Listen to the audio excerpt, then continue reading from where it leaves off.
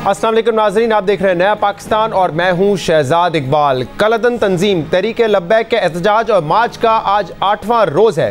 हुकूमत और इंतज़ामिया की जानिब से कलअदम तंजीम को मार्च ख़त्म करने की मुसलसल तनबीह की जा रही है, मगर इसके बावजूद कलअदम तंजीम का काफिला गुजरांवाला से वज़ीराबाद की तरफ बढ़ रहा है और फिलहाल हुकूमत और कलअदम तंजीम के दरमियान मामलात मुज़ाकरात के ज़रिए हल होने की कोई उम्मीद नज़र नहीं आ रही। आज इस हवाले से वज़ीर आज़म इमरान खान की ज़ेर सदारत कौमी सलामती कमेटी का अहम इजलास हुआ जो 2 घंटे तक जारी रहा। सियासी और अस्करी क़यादत के इस इजलास में यह फैसला किया गया है कि रियासत कलअदम TLP के साथ आइन और कानून के दायरे कार में रहकर मुज़ाकरात करेगी, मगर किसी किस्म के गैर आइनी और बिला जवाज़ मुतालबात को तस्लीम नहीं किया जाएगा और कलअदम TLP को मजीद कानून शिकनी पर कोई रियायत नहीं दी जाएगी। कौमी सलामती कमेटी इजलास के एलामिये के मुताबिक वज़ीर आज़म इमरान खान ने कहा है कि अवाम के जानो माल के तहफ़्फ़ुज़, रियासत की हुक्मरानी कायम रखने के लिए तमाम इक़दामात यकीनी बनाए जाएंगे। हुकूमत कानून नाफिज करने वाले अहलकारों की हर किस्म की इमदाद और पुष्पनाई जारी रखेगी। कौमी सलामती कमेटी के एलामिये में यह भी कहा गया है कि TLP ने माजी में भी मुतअद्दिद बार पुरतशद्दुद एहतजाज का रास्ता इख्तियार किया है, जिससे मुल्की मईशत को शदीद नुकसान पहुंचा है। अरबों मुसलमान हज़रत मोहम्मद सल्लल्लाहु अलैहि वसल्लम की ज़ात अक़दस से मोहब्बत करते हैं, मगर किसी भी दूसरे इस्लामी रियासत में इमलाक और अवाम को नुकसान नहीं पहुंचाया जाता। कौमी सलामती कमेटी के इजलास के एलामिये में वाज़ेह किया गया है कि TLP से मुज़ाकरात तो होंगे, मगर कोई गैर कानूनी मुतालबा तस्लीम नहीं किया जाएगा। इजलास में इन असूलों का भी तयन किया गया है कि TLP के मसले से निमटने के लिए मुस्तकबिल की हिकमत अमली क्या होगी, जबकि अब से कुछ देर पहले वफाकी वज़ीर इत्तलात फवाद चौधरी ने भी प्रेस कॉन्फ्रेंस में बताया है कि हुकूमत ने TLP से मुज़ाकरात जारी रखने का फैसला किया है, मगर डंडे के जोर पे मुतालबात नहीं माने जाएंगे। हमने मुज़ाकरात जो हैं वो पहले किए, अब भी जो हम मुज़ाकरात कर रहे हैं वो सिर्फ हम ये कह रहे हैं कि आप लोग वापस जाएं। लेकिन अगर आप ये कहेंगे कि आप डंडे लेके, सोटे लेके, लोगों की अमलाक को आग लगा के, पुलिस वालों को शहीद करके, उनको जख्मी करके आप रियासत से अपनी बातें मनवा सकेंगे, ये नहीं होगा। वज़ीर इत्तलात फवाद चौधरी ने प्रेस कॉन्फ्रेंस में कलअदम जमात के लोगों से अपील की है कि वो अपने घरों को वापस चले जाएं। ये मजाक ज्यादा देर बर्दाश्त नहीं किया जा सकता। फवाद चौधरी ने यह भी बताया है कि हुकूमत और अस्करी क़यादत इस मामले पर एक पेज पर है। बहुत सारे लोग जो हैं वो शुगल मेले के तौर के ऊपर जुड़े हुए हैं। मैं उनसे कहना चाहता हूं कि आप अपने घरों को वापस जाएं।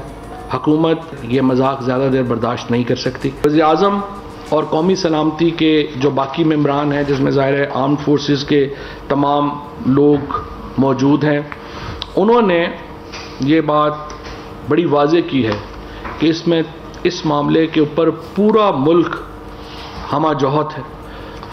सिविल मिलिट्री क़यादत जो है वो एक मुट्ठी में परोई हुई है। फवाद चौधरी बता रहे थे कि TLP के मसले पर पूरी कौम एक पेज पर है, इदारे भी हुकूमत के साथ खड़े हैं। इसके अलावा वज़ीर दाखिला शेख रशीद ने भी आज प्रेस कॉन्फ्रेंस में बताया है कि कलअदम तंजीम से मुज़ाकरात आज या कल होने के इम्कानात हैं। कलअदम तंजीम के सबरा साद रिजवी जहां भी हैं उनसे बात हो रही है। गवर्नमेंट की रिट को, अमन व अमान को हर सूरत में कायम रखा जाएगा और जहाँ तक मुज़ाकरात का सिलसिला है वो शायद आज शाम भी हों। कोशिश ये है कि मामलात खुश असलूबी से तय हो जाए। रेंजर्स को आर्टिकल 147 के तहत पंजाब में पुलिस को रेंजर्स के मुतहद कर दिया है। जहाँ भी हैं ऑफ कोर्स साद रिजवी साहब से भी बातचीत हो रही है। कौमी सलामती कमेटी का आज का इजलास मुख्तलिफ हवालों से बहुत अहम था, जिसमें मुल्क की सिक्योरिटी के मामलात पर तफसील से बात हुई है, जबकि ज़राए ये भी बताते हैं कि आज के इजलास में वज़ीर आज़म इमरान खान ने 2 टोक लफ्ज़ों में कहा है कि साद रिजवी को किसी सूरत रिहा नहीं किया जा सकता, जबकि फ्रांसीसी सफ़ीर के बेदखली के हवाले से भी कोई बात नहीं होगी। ज़राए ने यह भी बताया है कि इजलास में सिक्योरिटी इदारों को पुलिस और रेंजर्स पर हमला करने वालों समेत तमाम शरपसंदों के खिलाफ हथियार का इस्तेमाल करने की इजाज़त भी दे दी गई है। हुकूमत TLP का मसला कैसे हल करेगी, हुकूमत का प्लान ऑफ एक्शन क्या है, इन मामलात पर बात करने के लिए हमारे साथ मौजूद है पाकिस्तान के वज़ीर इत्तलात फवाद चौधरी। फवाद साहब, बहुत बहुत शुक्रिया वक्त देने के लिए। नेशनल सिक्योरिटी कमेटी का इजलास हुआ, उसके बाद जो एलामिया आया है उसमें असूल तो वाजे कर दिए गए हैं। कहा गया है कि रियासत आइन और कानून के दायरे कार में रह के मुज़ाकरात करेगी, रियासत किसी किस्म के गैर आइनी और बिला जवाज मुतालबात को तस्लीम नहीं करेगी और कलअदम TLP को मजीद कानून शिकनी पर कोई रियायत नहीं दी जाएगी। तो असूल तो वाज़ेह है, लेकिन इस हवाले से क्या फैसला किया गया है कि जो एहतजाज अब भी जारी है और जो TLP के लोग कोशिश करें कि इस्लामाबाद की तरफ मार्च करें, ऑन ग्राउंड इस सिचुएशन को कैसे हैंडल किया जाएगा, इस पर क्या बात हुई इजलास में? नेशनल सिक्योरिटी कमेटी है और जो क़यादत है वो तो जाहिर है कि असूल ही वज़ा करती है। ऑपरेशन कैसे होना है, रोका कैसे, किसने क्या करना है, इख्तियार ये ऑपरेशनल क्या है, ये तो जो लोकल कमांडर्स हैं जाहिर है कि ये वो तय करते हैं कि उन्होंने इसको कैसे जो है वो एग्जीक्यूट करना है।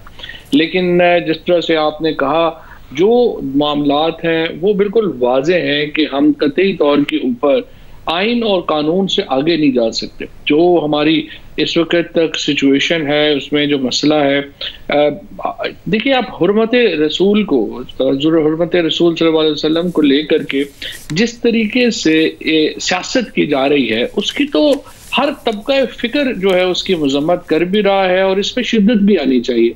बहुत सारे उलमाए कराम हैं जो कि इसमें बात भी कर रहे हैं और बहुत सारे उलमाए कराम का प्रॉब्लम यह है कि वो बात कर रहे हैं लेकिन वो प्राइवेटली कर रहे हैं। मैं उनसे भी समझता हूँ उनको आगे आना चाहिए और अपनी जो राय है वो अवाम के सामने रखनी चाहिए क्योंकि ये बहुत अहम है।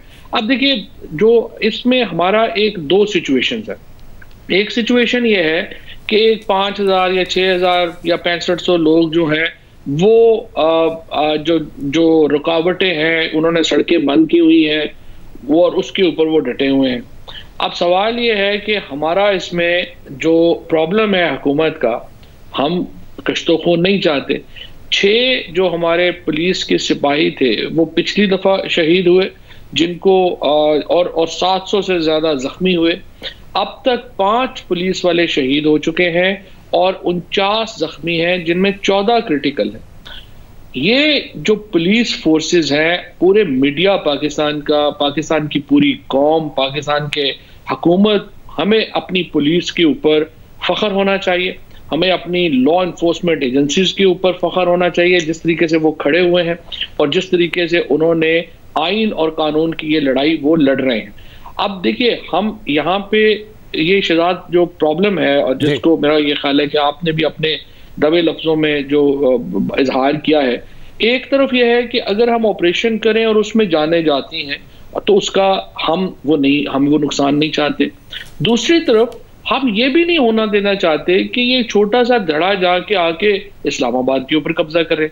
तो हम ये कह रहे हैं उन्हें कि अगर हम पूरा रिस्ट्रेंट का मुजाहरा करेंगे, हम कर रहे हैं, हमने अपने जो पुलिस की शहादतें हुई हैं अभी तक उसके बावजूद जो है वो बड़ा रिस्ट्रेंट का मुजाहरा किया है। लेकिन अब ये सवाल है कि कब तक, आखिर कब तक। फवाद साहब, आपने कहा कि ऑपरेशनल डिटेल्स तो जाहिर सी बात है ऑन ग्राउंड जो है वो तय किए जाते हैं, लेकिन वैसे असूली फैसला क्या है इस पर कि अगर ये एहतजाज करते हैं कंटिन्यू और मार्च करते हैं इस्लामाबाद की तरफ तो बाय फोर्स रोका जाएगा या मुज़ाकरात को तरजीह दी जाएगी?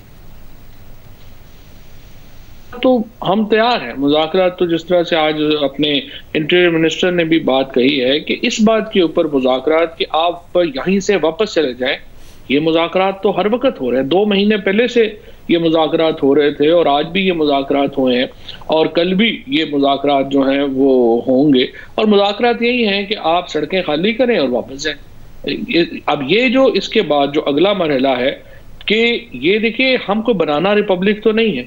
जिस तरह से ये जो साद रिजवी को हमको बादशाह तो नहीं है कि हम यहाँ से प्रोक्लेमेशन जारी करेंगे, वो जाहिर है अदालती एक मामला है और अदालतों में जो है वो होना है। दूसरा जो फ्रांस का मामला है उसके ऊपर जो बात हुई थी पार्लियामान में दे दे, हमने पार्लियामेंट में दे दिया, वहाँ पे कमेटी बन गई। अब वो पार्लियामेंट जाने और वो बात जाने। अब ये जो बाकी मामलात हैं हम ये कह रहे हैं कि वो आप डिस्कशन में आएंगे जब आप सड़कें खाली करेंगे, वापस जाएंगे। और दूसरी जो इम्पोर्टेंट बात है वो ये है कि इनको हम इस्लामाबाद जो है वो नहीं आने दे सकते।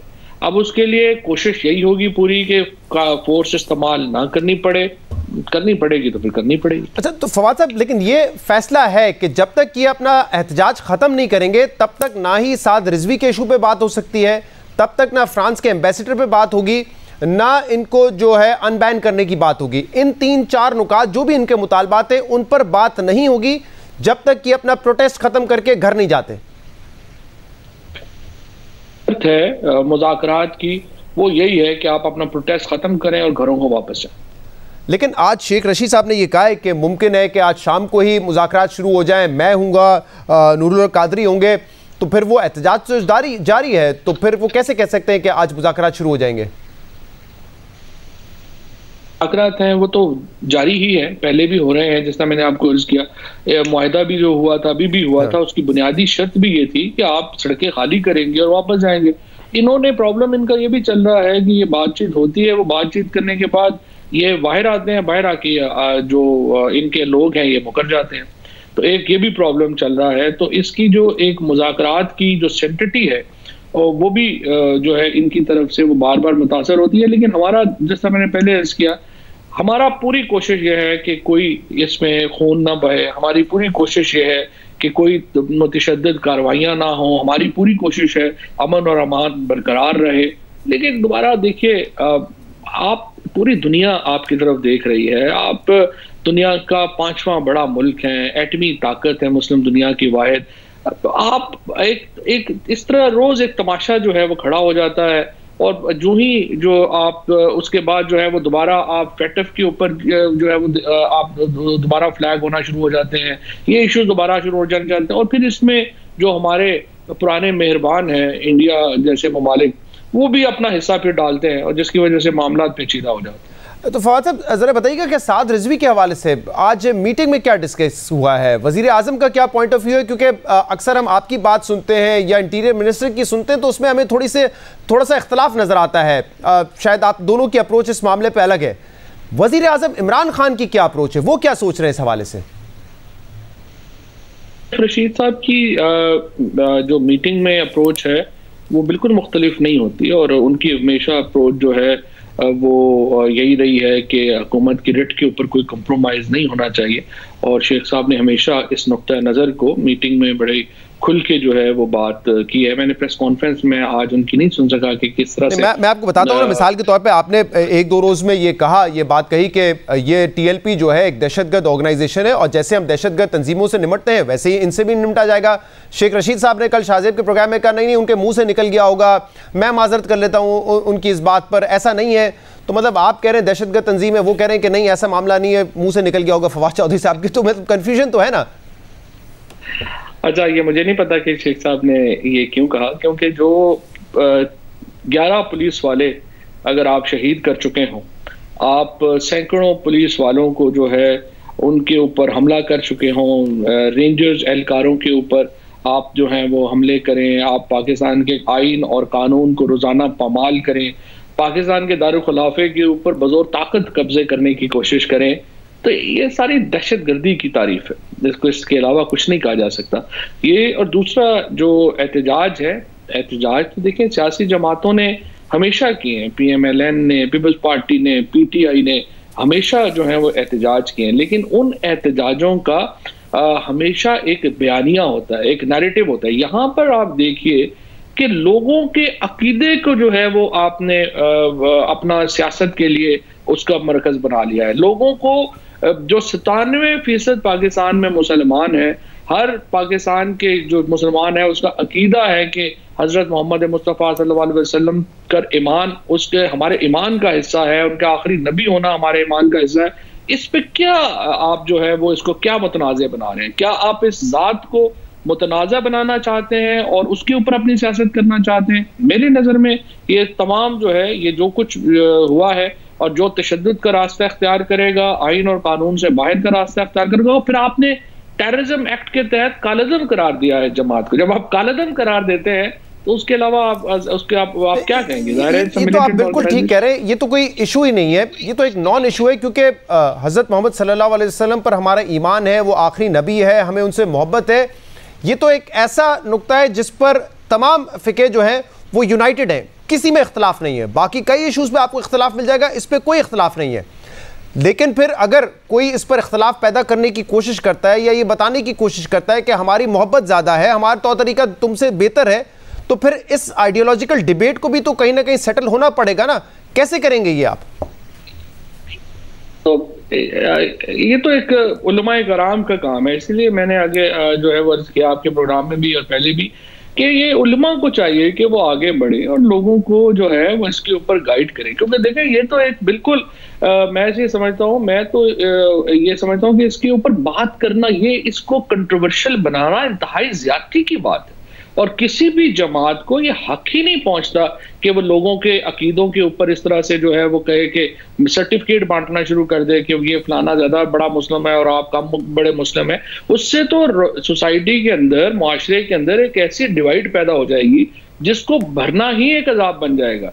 और जिस तरह से वो इस वक्त लोगों को आपने खौफ का शिकार कर दिया। मुझे आप बताइए, वो जिन लोगों की गाड़ियां तोड़ी गई हैं, जो पुलिस वाले शहीद हुए हैं, जो ट्रकों वाले बेचारे वहां पे इस वक्त महबूस हैं, वो कम मुसलमान हैं आपसे? जो लोग अपने हलाल रिस्क के लिए सुबह से निकले हुए हैं, वो रात तक वहां पे अड़े हुए हैं, बेचारे फंसे हुए हैं, वो आपसे कम मुसलमान हैं। ये सारे लोग यहाँ पे एक जो है वो फितना परवरी, जिस तरह से आप फितना परवरी फैला रहे हैं, जिस तरीके से इस वक्त आप कर रहे हैं। तो इसमें हुकूमत की जो पॉलिसी है, हुकूमत जिस तरीके से इस मामले को डील कर रही है, उसका भी तो कसूर है ना। क्योंकि अगर आप एक कदम आगे लेते हैं, फिर हम देखते हैं 2 कदम पीछे हट जाते हैं। आप डिक्लेयर करते हैं कि कलदन तंजीम है, दहशतगर्द तंजीम है, फिर आप उनसे बात करने के लिए भी बैठते हैं, फिर उनसे नेगोशिएट करने के लिए भी बैठते हैं। तो ये तो हर मरतबा नहीं हो सकता। और आज खुद शेख साहब कह रहे थे कि 7वीं मरतबा कोशिश कर रहे हैं इस्लामाबाद आने की। तो हर मरतबा अगर आप उनके ऊपर एक सख्त एक्शन लेते हैं, उनके लोगों को गिरफ्तार करते हैं, 4th शेड्यूल में डालते हैं, प्रोस्क्राइब्ड ऑर्गेनाइजेशन डिक्लेयर करते हैं, फिर आप आ जाते हैं नेगोशिएट करने के लिए उनसे, तो जब आप बैक एंड फोर्थ करते रहेंगे तो फिर एक मैसेज तो इसी तरह जाएगा ना कि एक कंफ्यूजन है।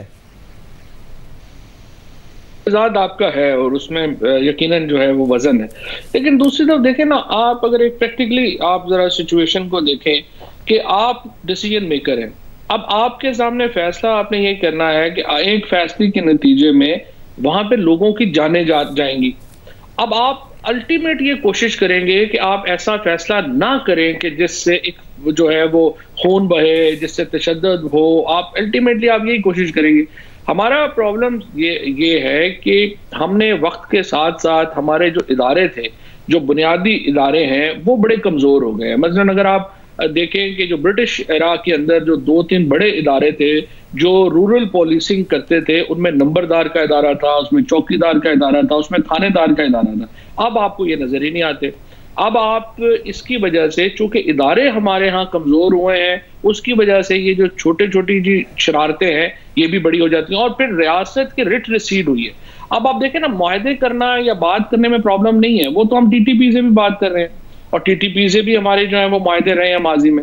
लेकिन असल बात यह है कि ये जो अल्टीमेट तो आपने बात ही करनी होती है, लेकिन उसका जो तरीकाकार है, आप हत्तुल बसा कोशिश करेंगे कि तशद्दुद से, फोर्स से बच सकें। लेकिन आप बिल्कुल ठीक कह रहे हैं फवाद साहब, और ये तो एक बड़ी आइडियल सिचुएशन है कि आप रिट भी कायम करें स्टेट की, लेकिन खून खराबा भी ना हो। लेकिन सवाल ये पैदा होता है ये कैसे होगा। और मेरा इशारा भी इस तरफ नहीं है कि आप बाय फोर्स इस्तेमाल करें, जो भी लोग सड़कों पे आते हैं उनको मार दें, लेकिन हुकूमत डिफरेंट टैक्टिक्स इस्तेमाल करती है ना। अपनी इंटेलिजेंस के जरिए आप कोशिश करते हैं कि ब्रेक करें जमात को। कुछ अहम लोग हैं उनको शायद आप पकड़ सकते हैं। कोई ना कोई स्ट्रैटेजी तो ऐसी होनी चाहिए ना जिससे आप इनकी स्ट्रेंथ को कम कर सकें। जी जो है वो तो जाहिर है कि वो एक ही है, इसीलिए उनके जो मेजर लीडरशिप है वो तो वैसे ही अंडर अरेस्ट है। और आज आपने देखा होगा, हमने जो इनका एक बहुत बड़ा ऑपरेशन आज हमने लॉन्च किया है, जो सोशल मीडिया के ऊपर इनका ऑपरेशन हुआ है। सोशल मीडिया में उनके 32 लोग जो हैं वो आज हमने अरेस्ट किए हैं और ये तकरीबन 758 एक ग्रुप है जो कि हज़ारों नहीं लाखों उन्होंने अपने जो है वो ट्वीट्स और ये सोशल मीडिया के ऊपर एक पूरा बनाया था। वो हमने पूरा गैंग जो है उसके ऊपर हाथ डाला है। इसके अलावा भी जो है इंपॉर्टेंट लोग जो हैं वो भी हमने उनको मार्क भी किया। और फिर 27 लोग हैं।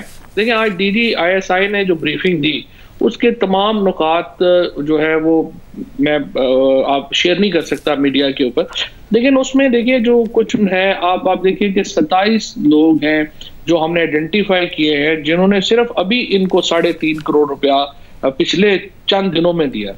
इसके बाद जो इनकी पूरी फंडिंग रिसोर्सेज हैं वो हमें पता है, हमने ट्रैक कर लिए हैं कि कहाँ कहाँ से इनको फंडिंग मिल रही है, कहाँ कहाँ से ये आ रहा है। और इसी तरीके से इनको पाकिस्तान से बाहर से जो इमदाद मिल रही है वो भी बड़ी हमने जो है उसको ISI का रिमार्केबल काम है, आईबी का रिमार्केबल काम है। अब उसके ऊपर जो सिर्फ एक जो इमीडिएट इशू है ना, वो ये है कि ये जो डिस्पर्स होना है, ये हम चाहते हैं कि इसमें जाने जाए बगैर डिस्पर्शन हो। बाकी इंशाल्लाह ताला वो फिर करेंगे। फवाद साहब, सिर्फ इस हवाले से बता दीजिएगा कि वजीर आजम ने कहा है कि असाद रिजवी को नहीं छोड़ा जा सकता। आजम का काम नहीं है, वज़ीर आज़म छोड़ने या ना छोड़ने का फैसला कर नहीं सकते, ये ना ही हुकूमत कर सकती है। ये फैसला तो अदालतों के पास है और हमारा एक लीगल प्रोसेस है, ये उसने आगे तय करना है कि कैसे ये मामला चलेगा। लिहाजा जिस तरह मैंने आपको पहले अर्ज किया, हम कोई भी जो बातचीत है वो आइन और कानून के अंदर रह के कर सकते हैं, हम उससे बाहर तो नहीं कर सकते। बहुत बहुत शुक्रिया, बहुत बहुत शुक्रिया। वज़ीर इत्तलात फवाद चौधरी हमारे साथ मौजूद थे। हमारे नुमाइंदे राना अंसर इस वक्त गुजरावाला से हमें ज्वाइन कर रहे हैं और इस वक्त जानते हैं कि सूरत हाल क्या है।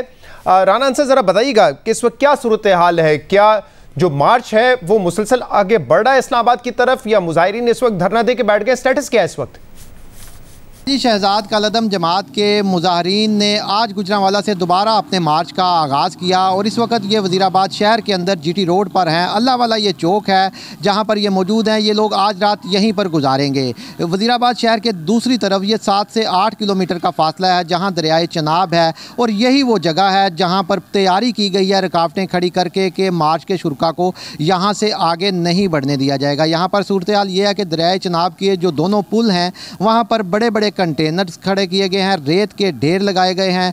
यहाँ पर जो टूल प्लाजा है उससे पहले बड़ी 2 खंदकें खोदी गई हैं, खारदार तारें लगाई गई हैं। सिक्योरिटी एहलकारों की बड़ी तादाद यहाँ पर मौजूद है। इस एरिया को रेड जोन करार देकर यहाँ पर बैनर्स भी आवेज़ा किए गए हैं और कहा यह जा रहा है कि यहाँ से मार्च के शुरा को आगे नहीं जाने दिया जाएगा।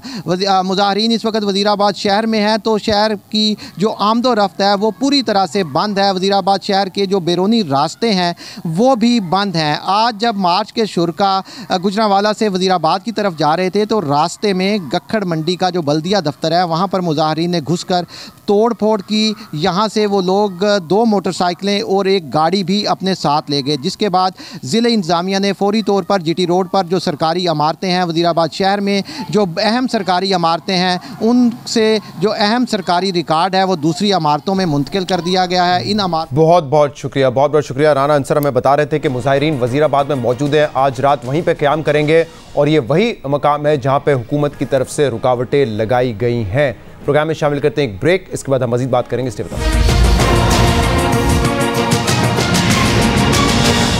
वेलकम बैक नाज़रीन। अफगानिस्तान और पाकिस्तान के दरमियान मुकाबला जारी है। आज अफगानिस्तान ने टॉस जीतकर पहले बैटिंग का फैसला किया और इस वक्त 126 पर 6 आउट हो चुके हैं 18.1 ओवर में।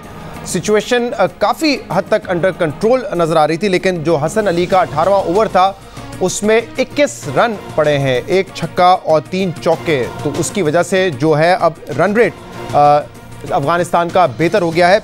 क्योंकि मैच इस वक्त जारी है तो मैच पे भी साथ साथ बात करेंगे। इसके अलावा जो बॉलिंग रही है पाकिस्तान की, अब तक जो फील्डिंग रही है उस पर फिर इनिंग ब्रेक में हम तबसरा करेंगे। इस वक्त इंजमामुल हक, मुश्ताक अहमद और सोहेल तनवीर हमारे साथ मौजूद हैं। आप तीनों का बहुत बहुत शुक्रिया ज्वाइन करने के लिए। इंजी भाई, ज़रा बताइएगा आपके ख्याल में 126 रन जो अब तक हुए 18.2 ओवर में, अंडर कंट्रोल है स्कोर या विकेट्स क्योंकि अर्ली गिर गई थी अफगानिस्तान की तो इससे और कम रन्स पे रिस्ट्रिक्ट किया जा सकता था अफगानिस्तान को? बिस्मिल्लाहिर्रहमानिर्रहीम। शहजाद भाई, अभी तक तो स्कोर 126 तो कंट्रोल में है, लेकिन ये अगले 2 ओवर बहुत क्रूशल हैं। जिस तरह पिछले ओवर में हसन अली का 21 हुआ है, अगर यहाँ भी ये 2 ओवर अगर 12-12, 14-14 के हो गए और अगर उन्होंने स्कोर कर लिया 150 तो फिर ये एक ज़रा मुश्किल स्कोर हो जाएगा, क्योंकि जिस तरह की उनकी बॉलिंग है क्योंकि जी, तो उसके ख़िलाफ़ 150 स्कोर करना अभी भी है ना, दुबई में वर्ल्ड कप में इतना आसान नहीं लग रहा कोई भी टीम के लिए, तो फिर ज़रा मुश्किल हो जाएगा। लेकिन अदरवाइज़ अभी तक पाकिस्तान ने ना बड़ी अच्छी बॉलिंग की है। जिस तरह की अफगानिस्तान की बैटिंग थी कि 6 आउट होने के बाद भी याले बैट्समैन है, अभी राशिद भी पड़ा है, इसके बाद तो बड़ी ज़बरदस्त बैटिंग थी, लेकिन पाकिस्तान के बॉलर्स ने कंट्रोल किया। सारे बॉलर्स बहुत अच्छी बॉलिंग कर रहे हैं, सिर्फ एक हसन अली थोड़ा सा आउट ऑफ फॉर्म नज़र आ रहा है, लेकिन पाकिस्तान के लिए अभी तक मैच पाकिस्तान के कंट्रोल में है। पाकिस्तान के बॉलर्स ने बहुत अच्छी बॉलिंग की, फील्डर्स ने बहुत अच्छी की, लेकिन फिर भी अब ये 2 ओवर बहुत क्रूशल है, इसमें ज़रा कंट्रोल करने की ज़रूरत है। एंड एज वी स्पीक एक और बाउंड्री जो है वो लग गई है इस ओवर में और मुझे भाई लगता है कि इंज़माम उल हक साहब ने अच्छी खासी बैटिंग उनको सिखा दी है, क्योंकि ठीक कह रहे हैं बिल्कुल कि नाइब 8वें नंबर पर भी आके एग्रेसिव बैटिंग कर रहे हैं, जिससे पता चलता है कि बैटिंग खाली टॉप ऑर्डर की नहीं, इनके लोअर ऑर्डर की बैटिंग भी काफ़ी स्ट्रांग है। बिस्मिल्लाहिर्रहमानिर्रहीम, बिल्कुल सही कह रहे हैं। हम अभी अभी बैठ के बात कर रहे थे कि शुक्र अल्लाह का बड़ी जल्दी इनको आउट कर लिया है, वरना ये 200 वाली टीम है, ये जितनी ख़तरनाक टीम है। अल्लाह का शुक्र है हमारा नया बॉल बहुत अच्छा हो रहा है, शहीन और अहमद ने बड़ा अच्छा स्टार्ट किया है, इसका बड़ा रिजल्ट अच्छा मिला है हमें, क्योंकि विकेटें जैसी जैसी इनकी गिरती रही, इनके ऊपर ब्रेक लगती रही। उसके बावजूद आप देखें कि 6 आउट होने के बावजूद अभी भी हम यही सोच रहे थे अगर इनको 5-6 ओवर मिल जाते और इनकी 3-4 विकेटें गिरी होती तो इन्होंने तो 170-80 आराम से कर देना था। तो आई थिंक पाकिस्तान को क्रेडिट जाता है, उनकी बॉलिंग को क्रेडिट जाता है। Once again Babar Azam actually played huge role, उसने बड़ी स्मार्टली बॉलिंग को चेंज किया है, और उसने बॉलिंग चेंज जैसे किया, जैसे शदाब को विकेट मिल गई वो ज़दरान की गुगली के ऊपर, और फिर उसने जैसे जैसे विकेटें मिलती रही वो अपने बॉलर्स को चेंज भी करता रहा साथ साथ, ताकि उनके बैट्समैन जो हैं वो उनको अपने हमारे बॉलर्स को, पाकिस्तानी बॉलर्स को फिगर आउट तरीके से सही ना कर सकें। तो आई थिंक बाबर को भी इसका क्रेडिट जाता है, और पाकिस्तान की body language Shahzad in the field absolutely spot on. जिस तरह अभी फखर ने एक डाइव मार के चौका रोका, हारिस का पहला कैच उमाद बॉल की, आई think that set the tone very very nicely. बिल्कुल एनर्जी जो है वो पहले मैच से हमें नजर आ रही है। इस ओवर में भी 11 रन आ चुके हैं और अभी 2 गेंदें बाकी हैं, तो देखना है कि ये जो है 5 इनफैक्ट 1 गेंदा बाकी है। अब देखना है कि ये ओवर कितने रन के लिए जाता है। सोहेल ज़रा बताइएगा, क्योंकि तमाम बॉलर्स इन फॉर्म नजर आ रहे हैं। एक हसन अली है जिन्होंने पिछले 6-8 महीने या साल में तो बड़ी बेहतरीन बॉलिंग की है, लेकिन यहां पर क्या इशू आपको लग रहा है? कॉन्फिडेंस लो है उनका, और जब हम बात करें एक और चौका पड़ गया, यानी कि 15 रन इस ओवर में आ गए हैं, तो इससे पहले 21 रन और इस ओवर में 15 रन आ चुके हैं। जी सोहेल साहब।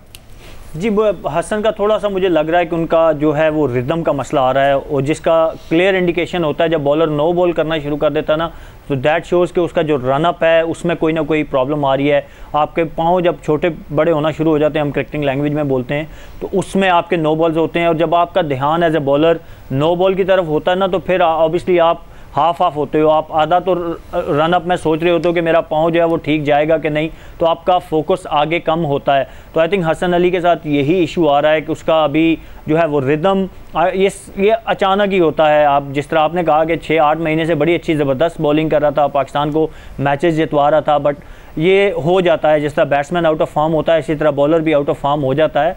तो आई थिंक कि वहाँ पे फलंडर मौजूद हैं और बाकी भी कोचेज़ हैं, तो उनको अभी मेरे ख्याल इस मैच के बाद 2-3 दिन की ब्रेक आएगी, तो दैट्स अ गुड टाइम कि उसके ऊपर वो काम करें, और एक अच्छी परफॉर्मेंस चाहिए होती है। मैच विनर है हसन अली। आज थोड़ा सा कंसर्न मुझे है, पिछले मैच तक मैं कह रहा था कि कोई बात नहीं, 1-2 मैच ऑफ हो जाते हैं, बट थोड़ा सा अब जब आपके 3 मैच इकट्ठे बैक टू बैक गंदे चले जाएं, तो ऑब्वियसली आप back of the mind as a bowler आप जो है वो खुद भी परेशान होना शुरू हो जाते हैं, which is not a good sign. बाकी सारे बॉलर हमारे अच्छी फॉर्म में हैं, उसकी वजह से हसन को इतना प्रेशर नहीं पड़ रहा, क्योंकि आपके बाकी सारे बॉलर अच्छी बॉलिंग कर रहे होते हैं, तो आपका बैड डे कहीं ना कहीं छुप जाता है उसके पीछे, क्योंकि टीम जीत रही होती है। अगर टीम हार रही हो तो फिर आपके ऊपर एक्स्ट्रा प्रेशर आ जाता है। So and I think bottom line is के मेरे ख्याल में he is a match winner, he has the ability to come back, और बस ये 3 दिन हैं, इसमें अपने रन अगर वो रन अप पे रिदम पे काम करता है तो आई हैव नो डाउट, मतलब उसने prove is a proven cricketer जो कि मैच विनर है, और इंशाल्लाह वो बड़े मैच में बड़ी परफॉर्मेंस करेगा। और शहजाद इसमें एक इंपॉर्टेंट चीज़ थोड़ा सा मैं शेयर करता जाऊँ, जब Shaheen man of the match हुआ पहला इंडिया के खिलाफ, फिर हारिस रऊफ हुआ, इसका साथ एक एलिमेंट होता है जब आप बहुत परफॉर्मेंस कर रहे होते हो, आपके दूसरे साथी एकदम टेक ओवर कर लेते हो और मैच जिताना शुरू कर देते हैं ना, psychologically you start feeling under pressure कि यू हैव टू परफॉर्म। उसके ऊपर भी आपका जो रिदम है वो आपसे दूर चले जाता है, क्योंकि फिर आप बेसिक्स पे नहीं रहते, फिर आप एक्स्ट्रा ऑर्डिनरी आउटकम का ज़्यादा सोचते हो, उसकी वजह से भी फिर आपका रिदम ख़राब होने के चांसेस हो जाते हैं। राइट तो इंज़माम साहब, कैप्टन के लिए और टीम मैनेजमेंट के लिए भी बड़ा एक मुश्किल फैसला है कि एक ऐसा बॉलर जो आपको मुसलसल मैच जिताता रहा हो, मैच विनर हो, आप उसको इस मौके पे ड्रॉप करें, उसके साथ कंटिन्यू करें। मजीद 2 जो आगे मैचेस हैं पाकिस्तान के, वो तो कोई बड़ी टीम्स के साथ नहीं है, लेकिन उसमें भी अगर उनकी फॉर्म नहीं आई तो फिर क्या आप नए बॉलर को सेमीफाइनल में जाके ट्राई करेंगे? बड़ा मुश्किल फैसला होगा ये मैनेजमेंट के लिए। शहजाद भाई, एक तो T20 में ना ये कोई इतनी परेशानी वाली बात नहीं है मेरे ख्याल में। ये अक्सर हो जाता है कि जी आपका एक बॉलर्स को है ना अच्छी बॉलिंग नहीं करता, या एक को किसी को फेंटा पड़ जाता है, सो कोई ऐसी बहुत ज़्यादा परेशानी वाली बात नहीं है। अभी 2 मैचेस भी हैं, एक मैच तो मेरे ख्याल में इसको ज़रूर देना चाहिए कि नेक्स्ट मैच के जी जिसमें हो सकता है कि ये अपना रिदम में वापसी आ जाए। और रिदम में वापसी आने के लिए कोई ज़्यादा देर नहीं लगती कि जी कोई बहुत दिन लगते हैं। एक स्पेल या एक अच्छी विकेट है ना, आपका एक अच्छा ओवर आप है ना वापसी रिदम में आ जाते हैं, तो इसमें कोई ऐसा वो देर नहीं लगती। और देना ये सीजन प्लेयर है हसन अली, कि जी बहुत फ्रेंचाइज क्रिकेट खेला है, बहुत ज़्यादा T20 क्रिकेट खेला हुआ है, तो ये इस तरह की मार पड़ती रहती है, इस तरह की चीज़ों से आप कम बैक करते हैं। और मेरे ख्याल में मैनेजमेंट की भी सपोर्ट इसको पूरी होगी और कप्तान की भी सपोर्ट पूरी होगी, तो कोई ऐसी परेशानी वाली बात नहीं। और हसन अली को जितना मैं जानता हूँ कि जी ये बड़े दिल का प्लेयर है, एग्रेसिव प्लेयर है, तो मेरे ख्याल में कोई ऐसी परेशानी वाली बात अभी तक पाकिस्तान को नहीं लगी जितनी मुझे लग रही है कि जी अगर ये 150 प्लस स्कोर कर लेंगे, ये मुझे उससे ज़्यादा परेशानी वाली बात लग रही है। सही, और बिल्कुल आप ठीक कह रहे हैं, क्योंकि हसन अली के बारे में हमने हमेशा देखा है कि 100% देते हैं, बल्कि मोर देन 100% देते हैं, हर बॉल पर जो है एफर्ट लगाते हैं। अच्छी बात यह कि इस आखिरी ओवर की 4 बॉल्स पे अब तक 4 रन बने हैं। शाहीन शाह आफरीदी ये ओवर करवा रहे हैं, और शाहीन शाह आफरीदी का स्पेल आज बड़ा इंपॉर्टेंट था। और वंस अगेन इमाद वसीम, मुशी भाई आज भी 4 ओवर में 24 रन दिए, 2 विकेट्स लिए, अब तक 10 ओवर करवाए उन्होंने, और गालिबन जो रन रेट है उनकी बॉलिंग पे वो 6 साढ़े 6 का है, तो he has done a remarkable job. Is very confident. इस वर्ल्ड कप में उसकी बॉडी लैंग्वेज, उस कॉन्फिडेंस लेवल ही डिफरेंट नज़र आया है, और उसको पता चल गया है कि अगर मैंने इस पूरे वर्ल्ड कप में इम्पैक्ट डालना है तो उसकी सबसे बड़ी उसकी दिलेरी ये है कि नए बॉल के ऊपर वो ढीला कर रहा है, बॉल छोड़ के कर रहा है, ही स्पिन करने की कोशिश कर रहा है। नॉर्मली अमाद की ये स्ट्रेंथ नहीं है, तो अमाद ने ये जो 2-3 चीज़ें इस पूरे वर्ल्ड कप में 2-3 मैचों में देखी हैं, पावर प्ले में बहुत मुश्किल होता है शहजाद एज ए स्पिनर, जबकि आपके पास वेरिएशन ज़्यादा ना हो, आपने कंटेन करने के चक्कर में जाते हैं आप, इसलिए ये बहुत इंपॉर्टेंट इसका रोल है। क्योंकि नए बॉल से क्या होता है कि 2-3 ओवर ये निकाल भी देते हैं, एज वी डिस्कस्ड इन जो हमारा शो चलता है जिसने क्रिकेट, उसके ऊपर हमने डिस्कस भी किया था कि ये करता है क्या कि 2-3 ओवर लगातार टक टक करके कर देता है, और अपोजिशन को पता चलता है 5 ओवर हो गए, we have to take chances. I think ये इसका भी एक बड़ा इंपॉर्टेंट रोल है। और दूसरा सबसे बड़ी बात है कि अपने फील्डर्स के बारे में बड़ा जानता है। अभी ज़ज़ई को जो इसने आउट किया है, बड़ा स्मार्टली बॉलिंग करके आउट किया है, उसने मिडल एंड ऑफ से, मिडल एंड लेग से उसने बाहर निकाला है, और बाहर निकाल के उसको पता है कि ये सीधे बल्ले से नहीं मारता, क्रॉस मारता है, टॉप एज लगा और बड़ा ब्रिलियंट कैच किया हारिस रऊफ ने। I think Imad Wasim is doing so well, and also Shadab is bowling very well, जो कि हमारे लिए बड़ा ग्रेट साइन है। मिडिल ओवर्स में पाकिस्तान के स्पिनर्स बहुत अच्छी बॉलिंग कर रहे हैं, और कहा जा रहा था कि स्पिनर्स जो है वो क्रूशल होंगे आज। बिल्कुल आप ठीक कह रहे हैं, शादाब ने भी 4 ओवर में 22 रन दिए, 1 विकेट लिया। पहली 5 बॉल्स पर इस आखिरी ओवर के 5 रन पड़े थे, लेकिन आखिरी बॉल हाइट की वजह से फुल टॉस थी, बीमर थी, तो नो बॉल एम्पायर ने दी है। अब एक एक्स्ट्रा फ्री हिट मिलेगी, देखना है कि इस आखिरी बॉल पे कितना स्कोर बनता है। फिलहाल जो स्कोर है अफगानिस्तान का 146 फॉर 6 है, तो कहा जा रहा था कि अगर 150 के आसपास होगा तो ये एक ट्रिकी स्कोर हो सकता है। मेरे ख्याल से हमारे पैनलिस्ट की नज़रें भी स्क्रीन पर है। ये आखिरी बॉल देख लेते हैं और इसके बाद फिर सवाल करेंगे कि जो स्कोर देगा अफगानिस्तान, क्या वो चेजेबल है या नहीं। और 1 रन बना, तो 147, 148 टू विन। सोहेल साहब क्या कहेंगे, ट्रिकी स्कोर है जब आप देखते हैं कि मुजीब है, राशिद खान है, मोहम्मद नबी, 3 अच्छे स्पिनर्स हैं उनकी टीम में। जी थोड़ा सा मेरे ख्याल में अगर आप टॉस के टाइम पे कहेंगे तो उसके हिसाब से तो 148 you take it every day, but obviously जहाँ पे हमने उनको पकड़ लिया था 70 फॉर 6 और 75 फॉर 6, उसके हिसाब से आप कह सकते हैं कि थोड़े से शायद हमने रन ज़्यादा करवा दिए। बट ऑब्वियसली मुशी भाई ने भी कहा, इंजी भाई ने भी कहा कि एक तगड़ी बैटिंग लाइनअप थी। आप अब अफगानिस्तान की टीम को, वो पुराने वाली अफगानिस्तान टीम नहीं, अभी देखें राशिद खान पीछे बैठे थे जिन्होंने अभी बैटिंग के लिए आना था, and he can hit serious ball. तो उसके हिसाब से 148 ऑब्वियसली आप कहेंगे कि Pakistan did good job in the bowling. अब थोड़ी सी स्मार्ट क्रिकेट हमें खेलनी होगी। Obviously as a senior player मेरे ख्याल में शोएब मलिक का बड़ा अहम रोल होगा, क्योंकि वी ऑल नो के ही प्ले स्पिन वेरी वेल। तो मिडल ओवर्स में उनके स्पिनर्स को कैसे टैकल करना है, राशिद खान के अगेंस्ट कैसे खेलना है, ये हफीज़ और शोएब मलिक जो है वो दोनों बड़ा की रोल प्ले करेंगे। अगर हम स्मार्ट क्रिकेट खेलेंगे तो I don't really see Pakistan team chasing this problem, having any problem. उनकी फास्ट बॉलिंग जो है वो इतनी कुछ स्ट्रॉन्ग नहीं है, अगर हम उनकी फास्ट बॉलिंग को टारगेट करें और स्पिनर्स को, अगर आप 2 स्पिनर हैं तगड़े, राशिद और मुजीब, उनको आप राना बॉल भी खेलें, 24 रन करें, 4-4 ओवरों में विकेट्स ना दें, तो आप फास्ट बॉलर्स उनके ऐसे हैं कि जिनको आप टारगेट कर सकते हैं। सो ओवरऑल अभी भी मैं कहूँगा पाकिस्तान टीम जो है वो in a strong position. Pakistan team आपके मुताबिक स्ट्रॉन्ग पोजीशन में है। 147 फॉर 6 स्कोर किया है अफगानिस्तान ने अपने 20 ओवर्स में, यानी कि 148 का टारगेट है पाकिस्तान के लिए। 12.5 ओवर में छठी विकेट गिरी थी अफगानिस्तान की जब जरदान आउट हुए थे और उस वक्त स्कोर था 76। यानी कि इंजी भाई, हम पाकिस्तान की परफॉर्मेंस की बात तो कर रहे हैं, लेकिन अफगानिस्तान ने आखिरी 7 ओवर्स में 71 की पार्टनरशिप की है आखिरी 8वीं विकेट पर, और 7 ओवर्स में 71, यानी कि 6 विकेट्स गिरने के बाद भी दोनों बैट्समैन ने, नबी और नायब, दोनों ने बड़ी अच्छी बैटिंग की है from Afghanistan point of view. नहीं, अफगानिस्तान की बैटिंग बहुत अच्छी थी और बहुत लंबी बैटिंग थी, और हम इसीलिए हम आपस में भी बैठे यही बात कर रहे थे कि पाकिस्तान ने बहुत ज़बरदस्त बॉलिंग की कि जी अर्ली ऑन इनको इतने फ्रीली रन्स नहीं बनाने दिए और रेगुलर विकटें ली हैं।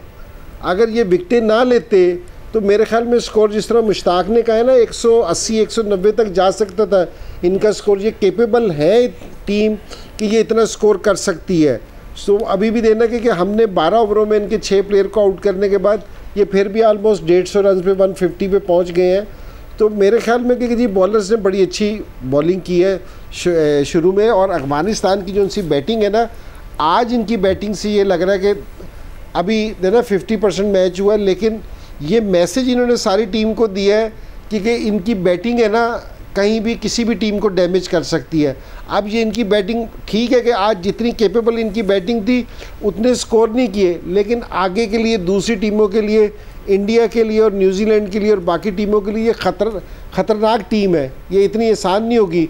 और अगर आज इन्होंने मैच में पाकिस्तान के खिलाफ अच्छी बॉलिंग की है तो इनका कॉन्फिडेंस लेवल है ना, ये बड़ा इंपॉर्टेंट है आप जो बात कह रहे हैं, क्योंकि अफगानिस्तान के अपने पॉइंट ऑफ व्यू से बड़ा इंपॉर्टेंट होगा कि उनका टॉप ऑर्डर नहीं चला, बैट्समैन आए डबल फिगर्स में गए फिर आउट हो गए, लेकिन वो बड़ा इससे कॉन्फिडेंस लेंगे कि हमारा middle order, lower middle order वो भी बड़ा तगड़ा है, और पाकिस्तान जैसी बॉलिंग के सामने 147 का स्कोर खड़ा कर दिया उन्होंने। जी इसमें कोई शक नहीं शहजाद कि जी इनकी बैटिंग, हम कल से ये वाली बात कर रहे थे कि अफगानिस्तान को बिल्कुल भी लाइट नहीं लेना चाहिए, क्योंकि ये भी बिल्कुल बैलेंस टीम है कि सारे इनकी बॉलिंग को देख रहे हैं। लेकिन क्योंकि मैं इनके साथ खेला हुआ हूँ, मैंने इनको कोच किया हुआ है, सो मुझे आइडिया है कि जी इनकी बैटिंग भी बहुत लंबी है। जिस तरह अभी ये सोहेल भी कह रहे थे कि जी राशिद भी अभी 9वें नंबर पे है, हालांकि राशिद बेहतरीन ऑलराउंडर है, तो ये 9वें-10वें नंबर पे तक इनकी बैटिंग है, तो ये टीम बड़ी ज़बरदस्त है। तो इसमें कोई शक नहीं है कि जी ये इनकी टॉप ऑर्डर ने स्कोर नहीं किया, लेकिन इन्होंने, आपने एक चीज़ और नोट की, इनके शुरू में रेगुलर प्लेयर्स आउट हुए, 6 ओवरों में इनके 4 प्लेयर आउट हो गए थे, लेकिन कहीं भी ये आपको गिव अप करते हुए नजर नहीं आए। बिल्कुल कि जी कहीं इन्होंने आप डिसार्ड हो गए हो या स्कोर की तरफ ना गए हो। तो इनकी अप्रोच भी बड़ी ज़बरदस्त है और इनकी बैटिंग और बॉलिंग में डेप्थ भी बहुत ज़्यादा है। बस मुझे तो यही लग रहा है कि कुछ ज़्यादा ही आपने सिखा दिया है on a lighter note. Obviously आप अपना काम कर रहे थे जब उनके कोच थे, लेकिन मुझे भाई विकेट में तो कोई ऐसी चीज़ नहीं है जो कि बैट्समैन के लिए ख़तरा साबित हो। बहुत अच्छा क्वेश्चन किया आपने शहजाद। पिच इतनी मुश्किल नहीं लग रही अब, जिस तरह शाम होती जा रही है, वो जो ऑस की थोड़ी नमी होती है ना, जो वो नमी जो है वो पिच के ऊपर असर करेगी और पिच जुड़ जाएगी। जो ड्राई था ना पहले, जो बॉल बैट पर कर रहा था आएगा फिर जी, तो वो था ना, वो ड्राई जो पिच थी वो अब थोड़ी सी ना ऑस की वजह से, नमी की वजह से अब स्किड करेगा बॉल, जो हमारे लिए बेहतर हो सकता है, बॉल अच्छा आएगा बल्ले के ऊपर। तो I think that is a good sign, ये एक अच्छी चीज़ है। मगर इसके बावजूद हमें उनके 3 जो मेन स्ट्राइकर हैं उनको बड़ा सेंसिबल खेलना पड़ेगा, जो इनके वीकर लिंक हैं, जो बॉलर हैं, उनको टारगेट करना पड़ेगा। और अगर हम ऐसा करेंगे, जो मर्जी कर लें शहजाद, क्योंकि चेस करते हुए 148 रन जो होते हैं ना, अगर नए बॉल के ऊपर 1-2 विकेटें आपकी गिर जाती है ना, तो प्रेशर बहुत बड़ा बिल्टअप हो जाता है। क्योंकि हमारा मिडिल ऑर्डर आपने पिछले मैच में भी देखा तो एकदम थोड़ा सा एक्सपोज हुआ था। फिर हालांकि आसिफ ने अच्छा आके खेला, 2-3 छक्के मार के मैच जिता दिए, वो लो स्कोरिंग मैच था। जो स्पिनर होते हैं ना, स्पिनर्स के ऊपर अगर आपकी 2 विकेटें नए बॉल पे गिर जाए मिडिल ओवर में, बहुत मुश्किल होता है। फिर उनको डॉट बॉल बहुत ज्यादा मिलते हैं, और वो डॉट बॉल जो होते हैं ना, वो कन्वर्ट करते हैं, प्रेशर बिल्डअप होता है और विकेटें गिरने के चांसेस होते हैं। So we have to play very smart cricket against those 3 spinners basically. अच्छा, क्योंकि हम ये बात कर रहे हैं कि 76 फॉर 6 था स्कोर, और उस पॉइंट से अगर देखें तो ऐसा लगता है कि ज़्यादा रन्स कर लिया अफगानिस्तान ने। सोहेल, अगर आप होते कप्तान, क्या डिफरेंट स्ट्रैटेजी होती? क्योंकि 5वां ओवर हारिस रऊफ ने बड़ा अच्छा करवाया, विकेट भी ली, लेकिन फिर काफ़ी टाइम बाद वो इनिंग में नजर आए। तो एज ए कैप्टन अगर आप चाहते विकेट लेने की कोशिश करते, एक बॉलर ले चुका है, क्या आप कंटिन्यू करते उनके साथ, या आपके ख्याल में कोई ऐसा नहीं है कि बाबर ने कोई मेरा नहीं ख्याल, देखिए आपके पास, क्योंकि वी ऑल नो कि यहाँ पे पिचेज हैं वो ज़्यादा स्पिनर फ्रेंडली हैं, तो आपके जो विकेट टेकिंग ऑप्शन है वो स्पिनर्स हैं, और स्पिनर्स ने आपको विकेट्स लेके भी दिए हैं। शादाब ने बड़ी अच्छी बॉलिंग की, शादाब ने आउट भी किया, इमाद ने पहले नए बॉल के साथ आउट किया, फिर मिडल ओवर में भी आपको विकेट लेके दी। तो आप कहीं ना कहीं जाके आप क्रेडिट अफगानिस्तान की बैटिंग, स्पेशली जो आखिरी 2 बैट्समैन बहुत सेंसिबल बैटिंग की जी, और गुलबदीन, उनको देना पड़ेगा। समटाइम ऐसा नहीं होता कि आपने कोई डिसीजन गलत किए होते हैं, समटाइम ओपोजिशन आपको आउट प्लेड करती है। तो आखिरी जो हाफ था उसमें मेरे ख्याल में अफगानिस्तान ने अच्छी क्रिकेट खेली, और जैसे हम सब कह रहे हैं कि दे आर कैपेबल, उनके पास एबिलिटी है। तो ऐसा नहीं है कि वो कोई हल्की टीम थी और हमने रन ज़्यादा करवा दिए। यस, आइडियली तो आप चाहते हो कि जब एक टीम को आपने पकड़ लिया हो तो उसको दोबारा मैच में ना आने दिया जाए। ठीक है सोहेल साहब, वो अच्छी बॉलिंग करते हैं तो दे बैक इन द गेम। और इंजी भाई, उम्मीद करते हैं 11 बजे जब जश्न क्रिकेट में मिले तो हम पाकिस्तान की जीत का जश्न मना रहे हो, और पाकिस्तान ये मैच होपफुली इंशाल्लाह जीते और अच्छे तरीके से जीते। नया पाकिस्तान से इतना ही, इजाज़त दीजिए, अल्लाह हाफिज़।